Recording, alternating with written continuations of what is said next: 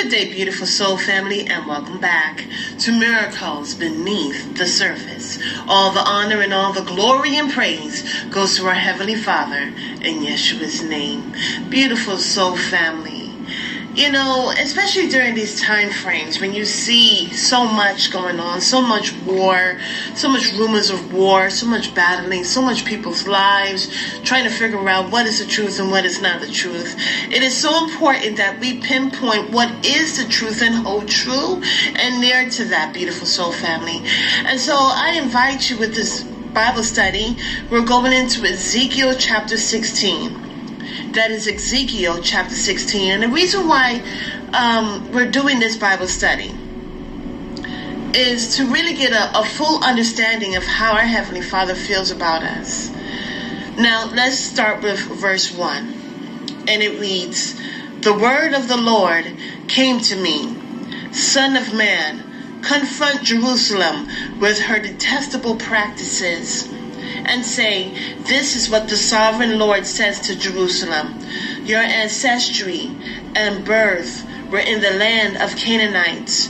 Your father was an Amorite and your mother a Hittite.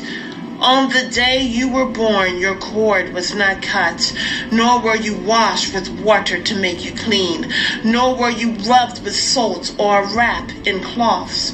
No one looked on you with pity or had compassion enough to do anything of these things for you. Rather, you were thrown out into the open field, for on the day you were born, you were despised. Then I passed by and saw you kicking about in your blood.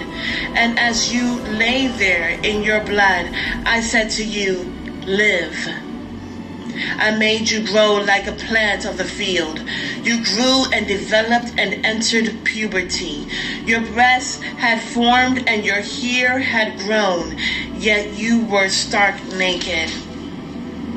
Later I passed by, and when I looked at you and saw that you were old enough for love, I spread the corner of my garment over you and covered your naked body. I gave you my solemn oath and entered into a covenant with you, declares the sovereign Lord, and you became mine." Check this one. "I bathed you with water and washed the blood from you and put ointment on you. I clothed you with an embroidered dress and put sandals of fine leather on you. I dressed you in fine linen and covered you with costly garments. I adorned you with jewelry.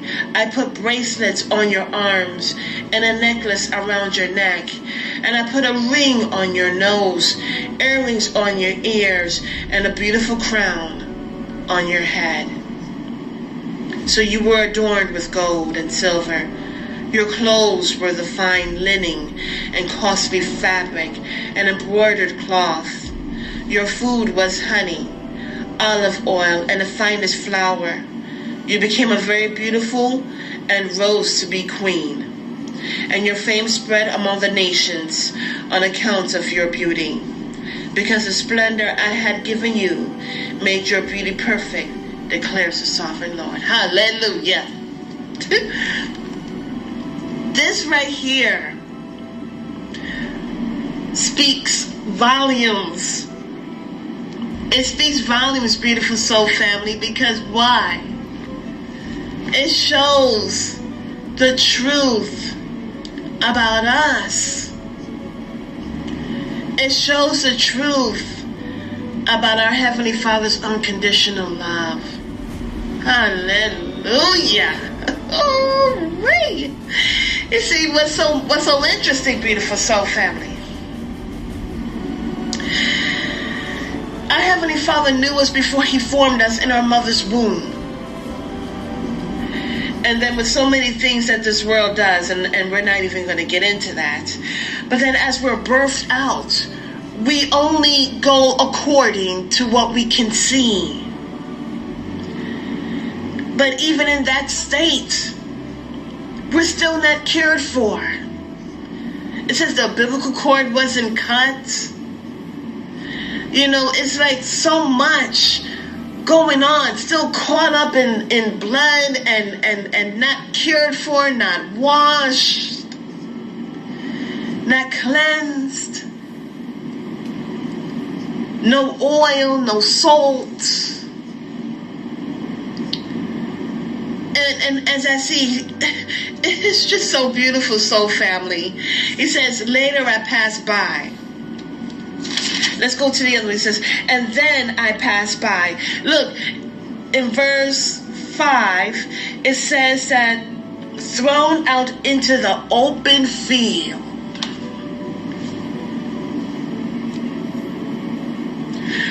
For on the day you were born, you were despised. There are people, they may be older or infants, toddlers. There are those who have this experience. That, okay, yeah, they were born, but the nurturing love of their mother wasn't with them.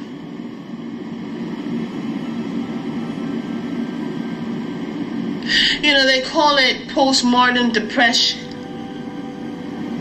Others call it just pure hatred, selfishness. And our Heavenly Father, He sees in a more higher plane. And we are able to connect to it because we are seeing it from our plane of how we can to come to understand that when a mother doesn't want their child, she despises it, boy or girl. And so, but our Heavenly Father passes by. It says the first time, then I passed by and saw you kicking about in your blood, and as you lay there in the blood, I said to you, live. Hallelujah. Well, there are those that want you to die. It is yet our Heavenly Father that looks at you once He passes by and says, live. Keep on breathing. It is difficult, but continue to breathe. I created you to live. Hallelujah. Woo. I made you. Look, I made you grow like a plant of the field. You grew and developed and entered into puberty. Then it goes on. He says later, so then it's a continuance. It's a process. As we go through different stages in our life, we tend to think, oh, our Heavenly Father is not with us. What's going on? But He's with us. The mere fact that we are alive proves that He's with us. Hallelujah. We may be despised by the world, despised by their customs, despised by friends and family, despised by our own mother.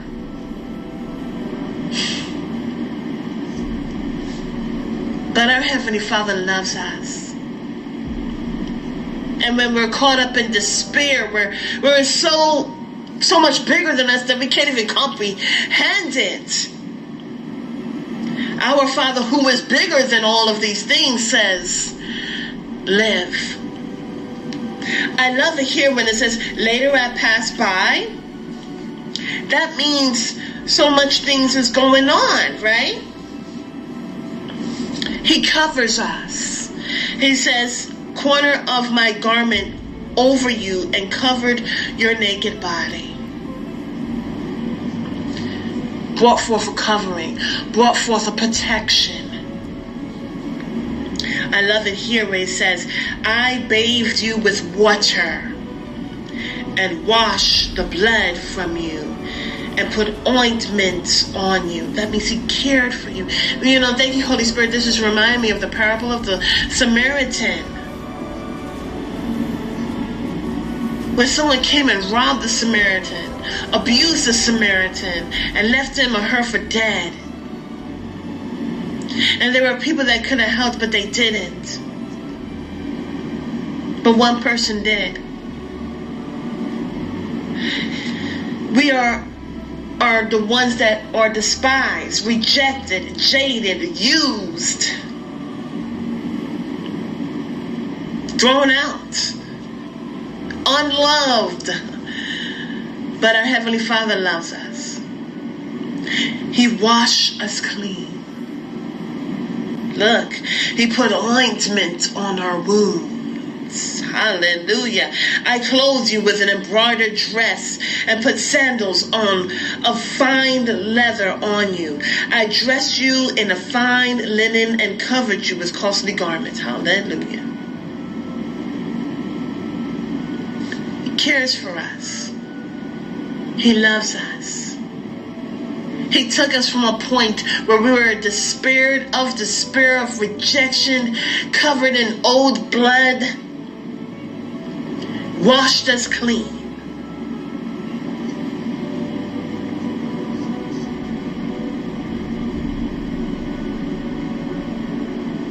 Look, verse 8. Later I passed by, and when I looked at you and saw that you were old enough for love,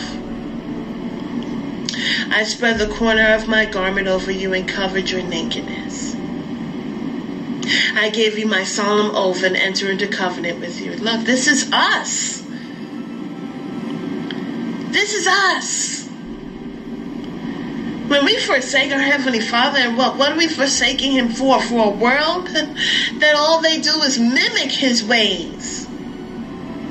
Why go for something that is a mimic, a facade, when we can hold ourselves accountable, repent, and ask and love Him? Because the mere fact that we're still alive means that He loved us first.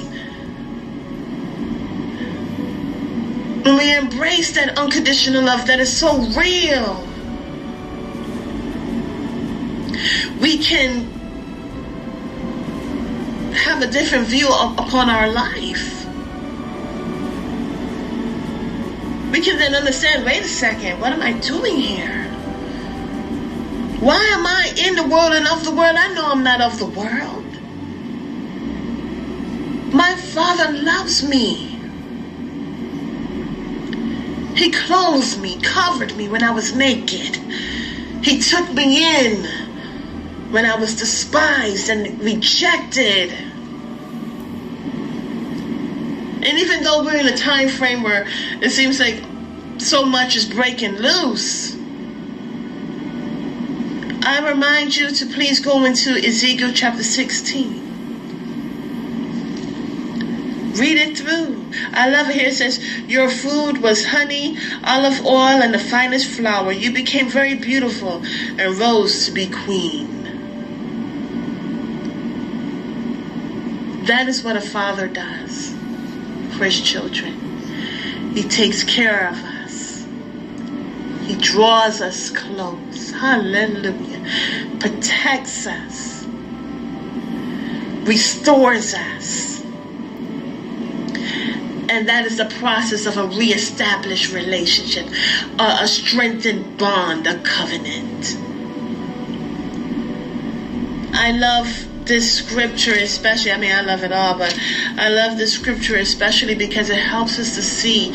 And as we ourselves will look at a child that is being rejected, despised, thrown to the side. Sometimes they put him in a box, just put him in a garbage can. Come on. But we as a nation can see this. And I am in hopes that those who are the children of the Most High Yah, those who are seeking after His face, can know that even though the world rejects me for whatever reason, as long as I humble myself, hold myself accountable and repent and apologize, Father, I need you in my life. And we can see this taking place. We can see slowly but surely we are being washed of the blood of the past, the life of the past, because blood is life. And He gives us new life. He called forth live.